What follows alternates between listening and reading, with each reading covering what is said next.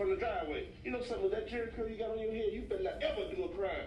Police never had no problem. Malcolm X had the right goal in mind.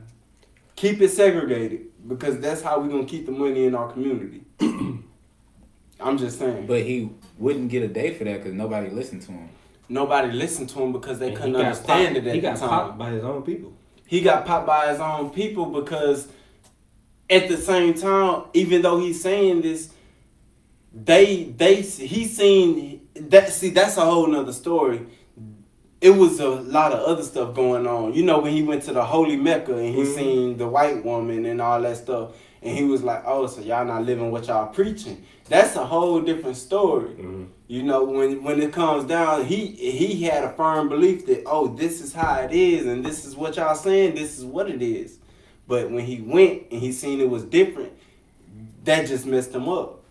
So he's tried to denounce that. You know, and that's how he got popped. It didn't have nothing to do with the actual civil rights movement.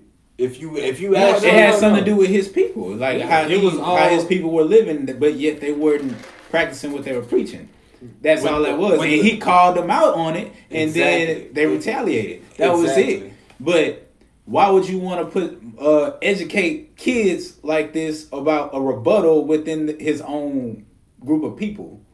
Why would you give a day to a man who couldn't control his own environment? And I understand. But yeah, you have somebody like Martin Luther King who controlled the whole bottom half of the country. He did control it, and he controlled it. But why did Martin Luther King control it? Because Martin Luther King was a person who showed unity. That was his thing, unity. It was all about. It wasn't to him. It wasn't about. He wasn't preaching race and white people and all this. He was preaching to have better character. Yeah, exactly. But at the end of the day, whenever they integrated, the black businesses went down, and that's a fact. Hey, yeah, Malcolm X was right about that. And Martin Luther King said it himself. He said, "I think I led black people astray." That was his words, not mine. Okay, but yeah, that's one thing. All right.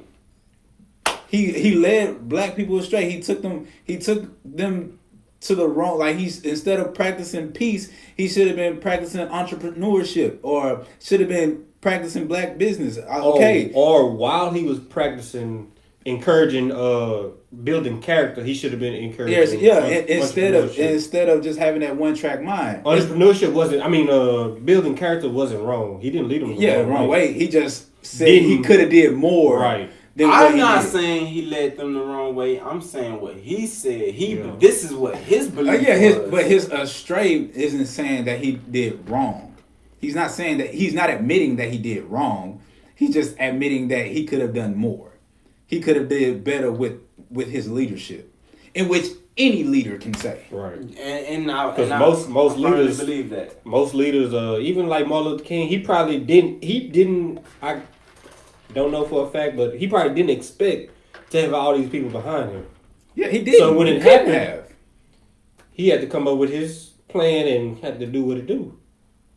And then he had to stick with his thing about building character. And I know if one thing about a leader is, I know for sure that wasn't just his plan. Right. I'm sure he had his wife in there. He had his other brothers in there. That's encourage him to say, "Oh, this is the first step we need to take forward." Yeah, and that first step wasn't peace, because he was a violent. He was more like, if someone touched you, you touch them type person in the beginning. Facts. But he had a team around him that said otherwise. And he had white people around him that said otherwise. Yeah, but you can't. There's no way you can take on the country and get everybody to listen if you don't have black, brown, white, orange, and green. And that's facts. There's no way you can do that. And that is facts. But at the same time, it's like